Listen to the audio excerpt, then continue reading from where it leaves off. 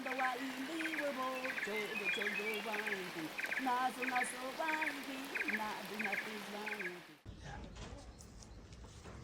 tēnā koutou ngā kaimātaki, aha ko wai aha ko nohea, tēnei te mihi atu ki a koe, ki a kōrua, ki a koutou.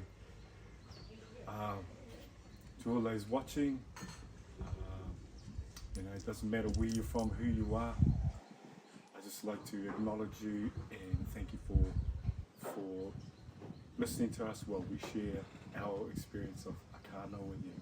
I'll now hand over to my wife Leane. My name's Matiu, Kena, no Ngāti Whātua, of Ngāti Whātua descent, but also many other iwi. Huri no i Aotearoa, heaps of other tribes around New Zealand. Kia ora whānau, hello family. Yep, my name's Leane. I am Maori from Aotearoa. My iwi is Te Whānau Apanui, and through this journey I'm also connecting with other parts of my iwis that I didn't even know about. This has been a tremendously eye-opening journey. Just trying to hold the tears back because it's such an emotional journey. I thought I knew the pain I was carrying. I thought I knew the pain I had come to release, but it just turned out to be so much more. So much more. I can't even comprehend it really. I'm still processing the experience, but I am so grateful for being able to come and journey with the Shipibo people, shamans, maestras, with the facilitators of Arkana, Jose, just everyone here, just so much love here, so much love. So I don't want to go on too much because I have a lot I could say, but if you're feeling, if you've got a nagging feeling that you need some help with your healing, I would highly recommend coming here. Healing is a painful journey, but you don't need to do it alone. Over here, where Ayahuasca originates, with the people, the Shipibo people who have done it for generations, you're safe, you're protected,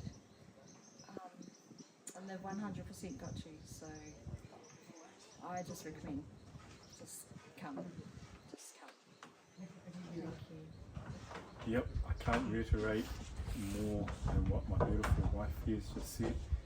I came here thinking I didn't really have, any issues, but man, I've just been released. Hard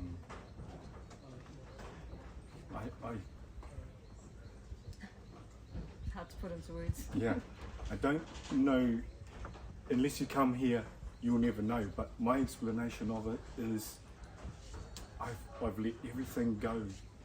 I'm ex-military, 28 years, I never got to do the things that I wanted to do, go to a war zone, so to speak, but I've let that all go. It no longer serves me. I'm not embarrassed by it anymore, I'm not ashamed. I've forgiven everyone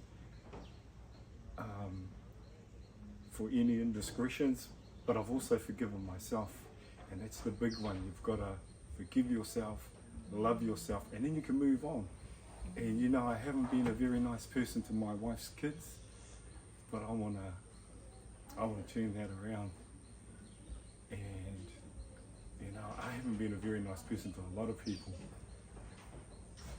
and even people who have messaged me through Facebook. When I opened up, I really opened up. I showed my vulnerability, my honesty, and I had fellas, guys, females who I'd worked with in the past in the military, who I'd been a right shitty to, really, and they just had nothing but good things to say to me. They shared nothing but love, and I felt that love, and I feel at one with this place.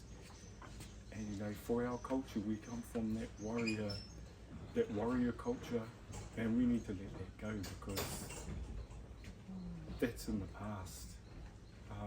We're in the now, and we need to live in the now. So I'm not going to ramble on too much more.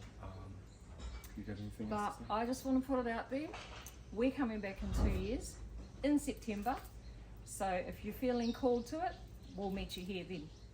Ka kite. Nō reira, tēnā koutou, tēnā koutou, tēnā koutou katoa. Kaui.